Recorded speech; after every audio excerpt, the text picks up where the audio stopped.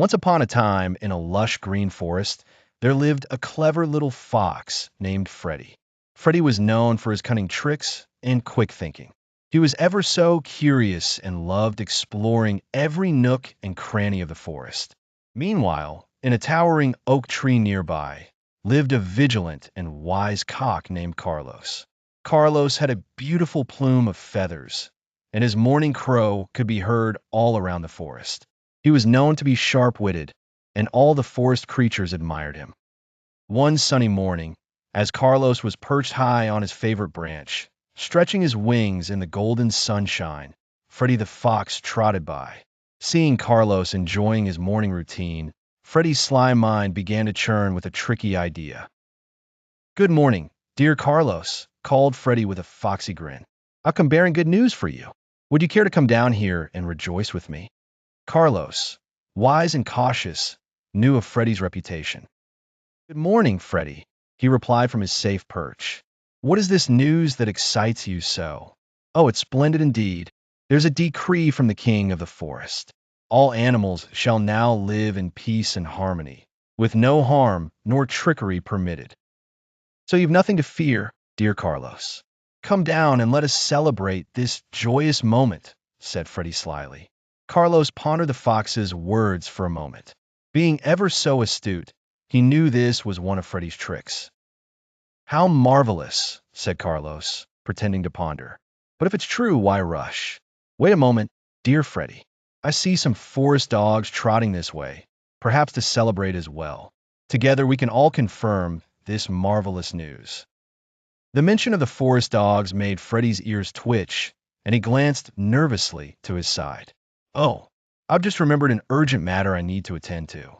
"Perhaps another day, Carlos," exclaimed Freddie as he dashed away in a plume of dust.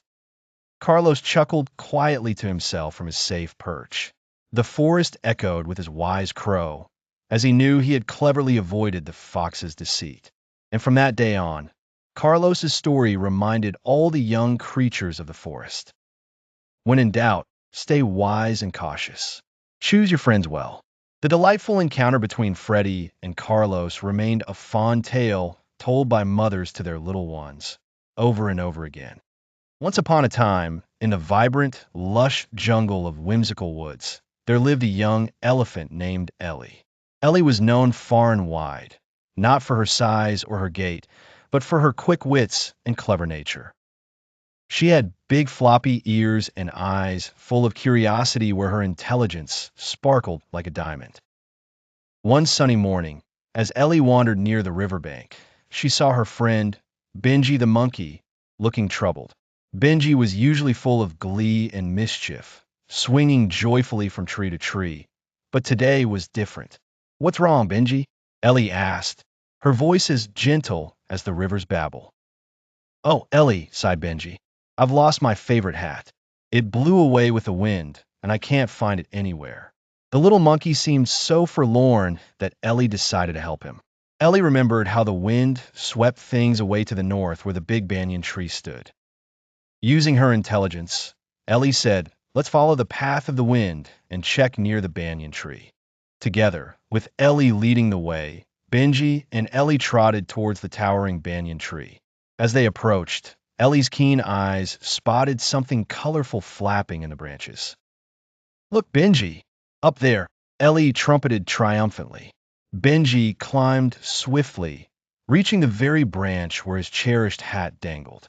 "Oh, Ellie, you're so intelligent!" Benji exclaimed with joy, clutching the hat close to his heart. "It wasn't just intelligence," Ellie chuckled. "I care about you and used what I knew to find your hat." Benji grinned and said, "You're right, Ellie. Intelligence is not just about being smart. It's about using what we know to help each other and solve problems." From that day on, Benji realized the true meaning of intelligence, and everyone in Whimsical Woods celebrated not only Ellie's cleverness, but her kind heart. And so, young Ellie the elephant continued to use her intelligence, not just for herself, but making Whimsical Woods a better place for all her friends. And from that day on, animals young and old remembered the cleverness and kindness of Ellie the elephant, and they all understood that intelligence shines brightest when shared with others.